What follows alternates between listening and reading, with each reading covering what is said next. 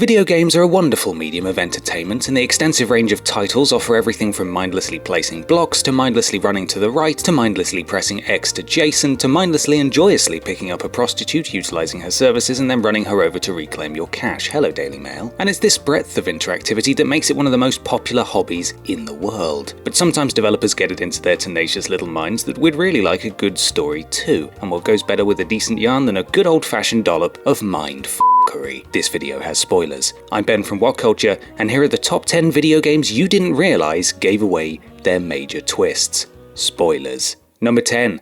Dead Space. Dead Space, aka Isaac Clarke's Day Off, aka the worst Power Tools advert in the world, aka Too Spoopy for You the musical, follows the misadventures of happy-go-lucky space engineer Isaac Clarke as he potters around his ship repainting the walls of powerless rooms with the blood of his former colleagues who've now turned into your worst nightmare. After he's made peace that everything is irredeemably buggered forever, his only priority is finding his significant other Nicole, who coaches him through his various trials like a high school cheerleader if the high school was a necromorph-infested hellscape and she was cheering Isaac on in the hope that he'd not go insane. Guess what, Nicole? You failed! Isaac is totally going proper mental. Probably something to do with the fact that you were dead the entire game and all interactions were the hallucinogenic work of alien artifact The Maker. However, tenacious game writers are tenacious, and they snuck in a major hint that this may be the case. If you put the first letters of each chapter title together, it spells Nicole is dead. This is no comfort to Isaac, however, who has no concept that his ordeal is played out in chapters and knows only pain. Number 9.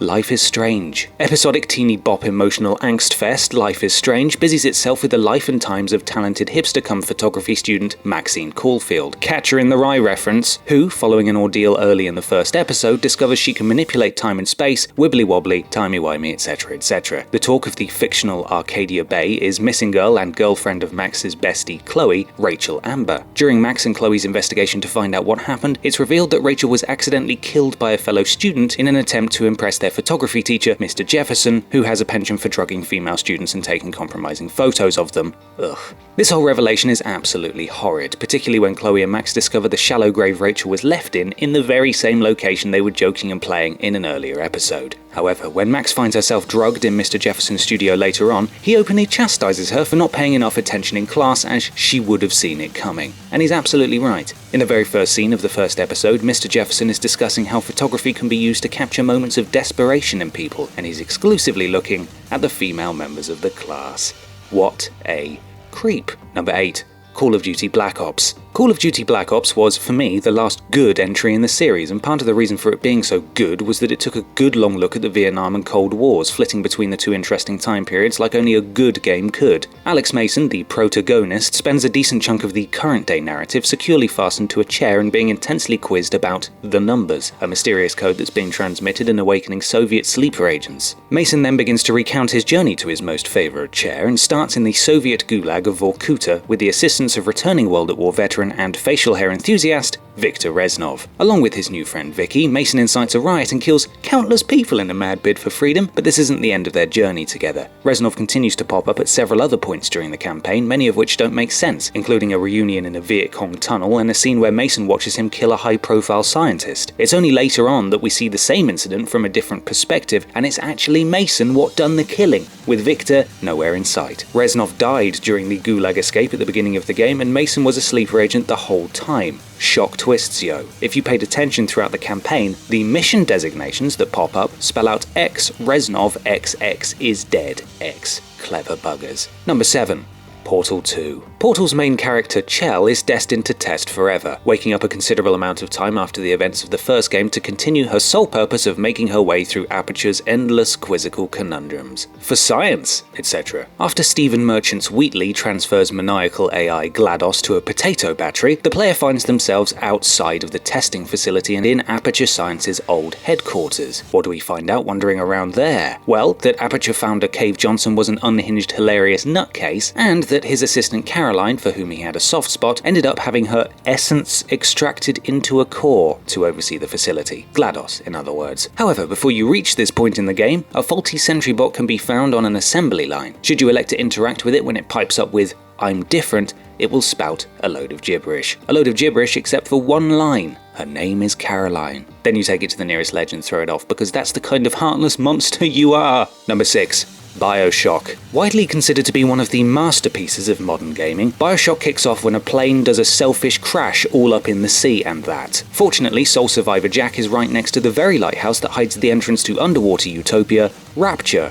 Convenient. Upon entering a transportation pod known as a bathysphere, he's promptly contacted by a mysterious man named Atlas, who prefaces every request he makes with the words, "Would you kindly?" After your seeming antagonist is introduced, Rapture founder Andrew Ryan, Atlas sends Jack skipping over to sort him out, just through the most horrifying place not on Earth. Little sisters, big daddies, splicers, whatever the hell happened to Sander Cohen. It's upon arriving, though, that Ryan announces Jack to be his illegitimate son, who was stolen away at birth by Atlas, real name Fontaine, taken to the surface, aged rapidly, and then brought back to Rapture to help win Fontaine's war against Daddy. After a moment of slack-joyed, "Huh?" you bash your father's skull in with a golf club because he asked you kindly. "Ah," you continue slack-joyedly, and then, "Oh, because you just killed your dad." This whole "I am your father" twist is heavily hinted at in one of the audio tapes strewn throughout Rapture, whereby Ryan announces that only a select few, including himself, could use the city's bathysphere transportation system, access to which is controlled by a DNA ID system. Number 5. Final Fantasy VII. Well, would you look at that, it's the game that got me into gaming. There are all sorts of weird twists and turns in Final Fantasy VII that have led many to call it a little convoluted. However, it's when Spirited, foreshadowing last of her race, foreshadowing love interest, foreshadowing, and party member Aerith/Eris gets the sharp end of series baddie Sephiroth's 29,000-foot sword that'll stick in the memory of most players. I mean, what the hell, Sephiroth? She did nothing to you. She was just praying and oh god, she had a load of materia equipped. Even though it turns out that the Sephiroth who killed her was just a projection of his mother Jenova, convoluted story alert, there is actually even more foreshadowing that Aerith/Eris was going to croak. If you talk to the most useless party member ever, you know, the cat riding a marshmallow who actually turns out to be a robot controlled by a Shinra executive in Midgar, convoluted, he'll read your fortune. What you pursue will be yours, but you will lose something dear, is what he says. A little vague, maybe, but the end result is still a kick in the knackers nearly 20 years on. Number 4. Batman Arkham City. The penultimate entry in Rocksteady's Arkham trilogy has you kill off the mother-jeffing Joker. Yeah, put that in your bat pipe and bat smoke it. Appearing as premier villain for the second game running, the Joker is not looking too well for the first portion of the game. Something to do with the end of Arkham Asylum, where he used a substance called Titan to inflate himself up to the size of Andre the Giant if he stood on Andre the Giant's shoulders. Joker then captures the Batman and gives him a little transfusion, just a little one, to infect him with the same disease. Lovely stuff. Oh, and he also sends loads of his cruddy blood to the hospitals of Gotham for totally cool transfusion purposes. Double lovely. Bats then seeks out Mr. Freeze, who's working on an antidote, but it's stolen by the Joker's best beau, Harley Quinn. When Batman returns to the Joker to growl unintelligibly at him, which is, you know, kind of his thing, the Joker appears to be in perfect health, which blood transfusion Batman, terrible action figure idea, is a tiny bit furious about. The twist a bit later on is that this healthy version of the Joker is in fact Clayface taking on his form at the Joker's behest. However, if you use your detective mode during this encounter, you clearly see he doesn't have any bones or internal plumbing. Nice. Number 3. Red Dead Redemption. If you've ever wanted to hog-tie an innocent civilian, put them on the back of your horse and then leave them on the train tracks as a steaming 100-ton bullet hurtles towards them, then Red Dead Redemption was probably the game for you. Hello, Daily Mail. If you're remotely interested in cinema, you'll know that westerns tend not to treat main characters too nicely when the end rolls around, and RDR's John Marston is no exception. Once Mr. Marston has wrapped up killing all them former gang members of his under the orders of the US government, he takes a well-earned rest with his wife by continuing to work in the blistering heat in a time when AC was as unheard of as smiling or just being friendly in any way, really. The government comes back to kill Mr. Marston, because of course they do, but if you commit to the billions of map markers found in games of this genre, you may just come across a mysterious man dressed in black, who at one point remarks that where John is standing is a fine spot. Later on in that very spot, John Marston is buried by his family. Number 2.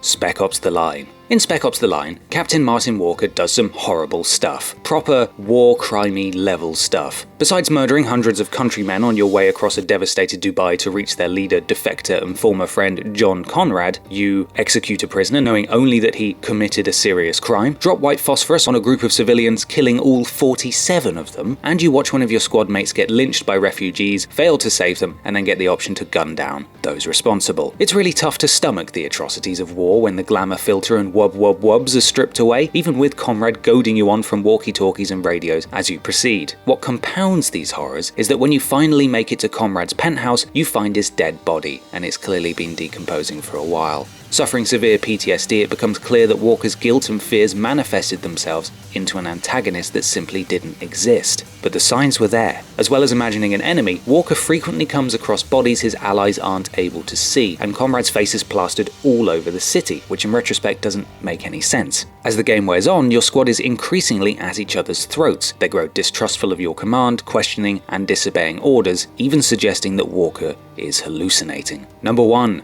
Metal Gear Solid 5: The Phantom Pain. Can I just say this right off the bat? I hated this twist. It made the game feel like a huge kick to the nads, and Kojima can f*** right off with it. That being said, surprise, you never were the real big boss in MGS5, just a guy who had plastic surgery to look like him and had his memories transferred into your brainium.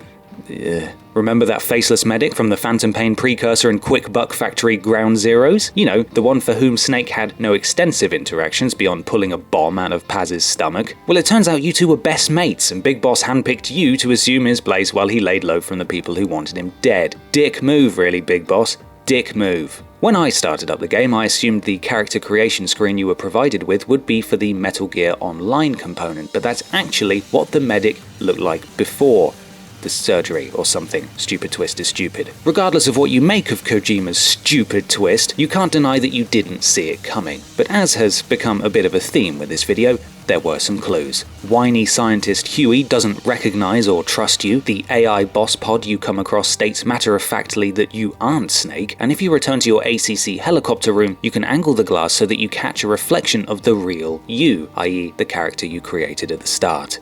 Why, Kojima? And that's our list. Are there any we missed off? Leave a comment below and don't forget to like, share, and subscribe. You can follow me on Twitter here, should you fancy it. Twitter handle @confused_dude. I'm Ben from WhatCulture.com, and thanks for watching.